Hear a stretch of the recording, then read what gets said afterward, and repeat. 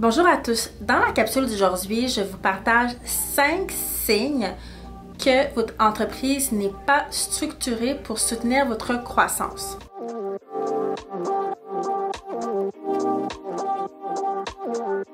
Donc, on se met un peu dans le cas de figure où on a une entreprise qui est active depuis plusieurs mois, voire plusieurs années.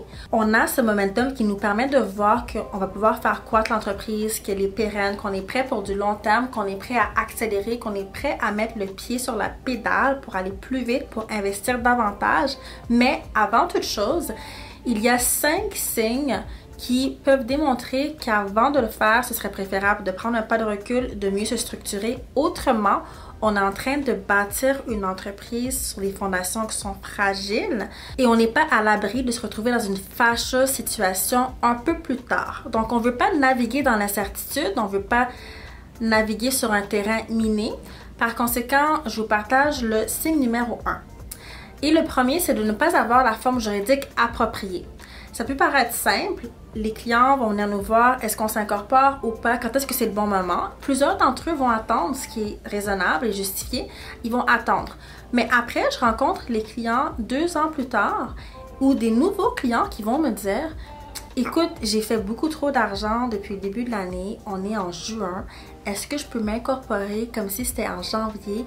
Comme ça, l'argent va être encaissé par la compagnie et je ne paierai pas trop d'impôts parce que là, franchement, je vais payer trop d'impôts, je génère trop d'argent et plus d'argent que ce dont j'ai besoin, je vais me faire ramasser l'année prochaine. » Et là, la question est, est-ce que c'est possible? Et malheureusement, non, dans le sens que si l'argent a été encaissé, il n'y a pas vraiment moyen de retourner, créer une compagnie au 1er janvier, sachant que toute société par action a besoin d'avoir son compte bancaire, un exercice financier, la TPS TVQ, c'était chargé par qui. Donc, c'est pas aussi simple que ça de revenir en arrière.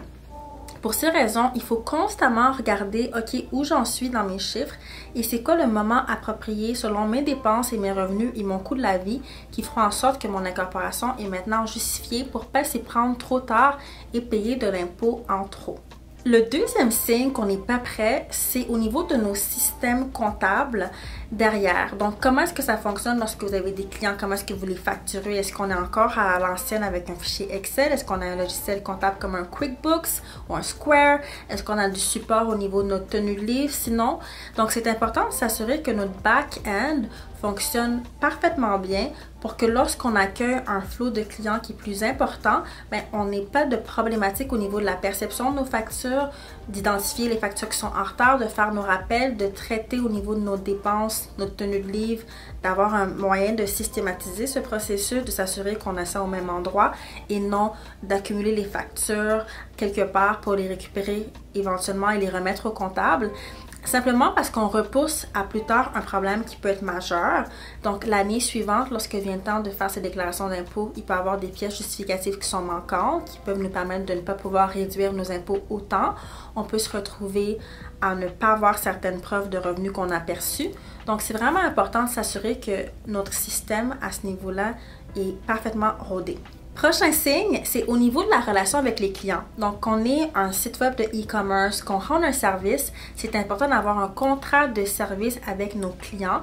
Et si on n'en a pas, bien, c'est le moment pour le faire avant d'augmenter la cadence. Parce que ne pas avoir de contrat de service avec les clients, c'est pas juste pour protéger le client ou pour le rendre plus confortable de faire affaire avec vous. C'est également pour vous assurer que vous allez vous faire payer à temps.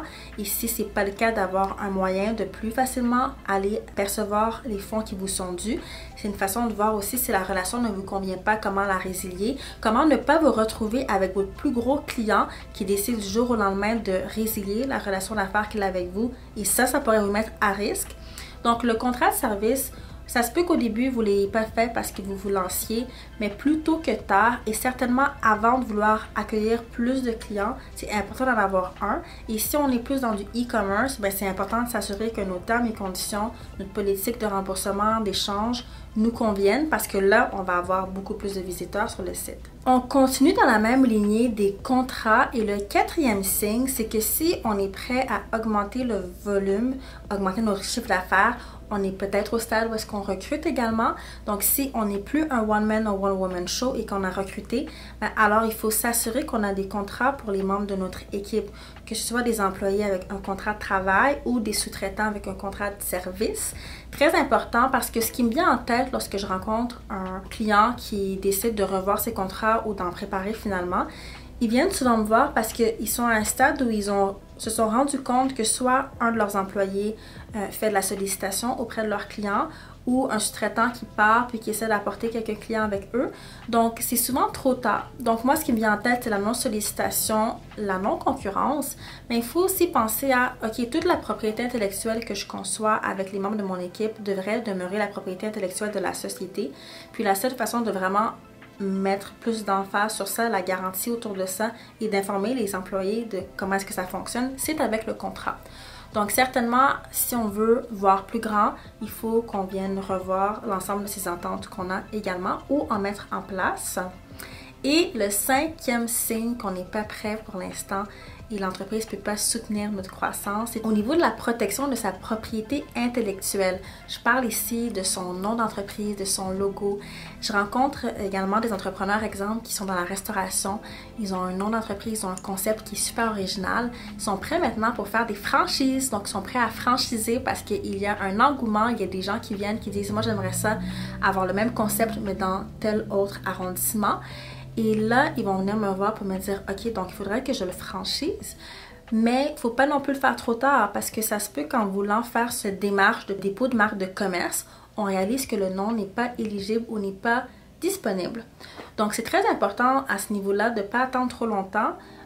Dès qu'on est certain ou qu'on a une validation au niveau de ce qu'on veut proposer, je recommande de le faire et même si on peut le faire avant, comme ça on sait qu'on a sécurisé cette étape, ça vous permet de vraiment faire croître l'entreprise en toute tranquillité. Mais à ce niveau-là, tout ce qui est image de marque, surtout si on compte avoir des produits dérivés, avoir des franchises, je recommande de mettre l'accent sur ça et de ne pas se lancer sans avoir complété cette étape-là. Ça se conclut pour les 5 signes que votre entreprise n'est pas structurée pour soutenir votre croissance. Si vous avez trouvé cette capsule intéressante, je vous invite à la partager et je vous invite également à découvrir nos autres ressources, services que nous offrons, entre autres notre programme de formation Code Entrepreneur, dans lequel on assiste les entrepreneurs qui souhaitent bâtir et faire croître leur entreprise en toute tranquillité. Donc, on les guide étape par étape pour apprendre à gérer leur entreprise comme un véritable ou une véritable chef d'entreprise. Et on couvre entre autres tout ce qui est les contrats nécessaires, l'image de marque et sa protection, le recrutement, la fiscalité et plus encore. Donc, on vient vraiment les outiller pour être en mesure d'avoir une entreprise qui est pérenne. Donc, avec le lien dans la description, vous allez pouvoir découvrir nos ressources gratuites, nos services et notre programme de formation. On se revoit dans la prochaine vidéo. Merci.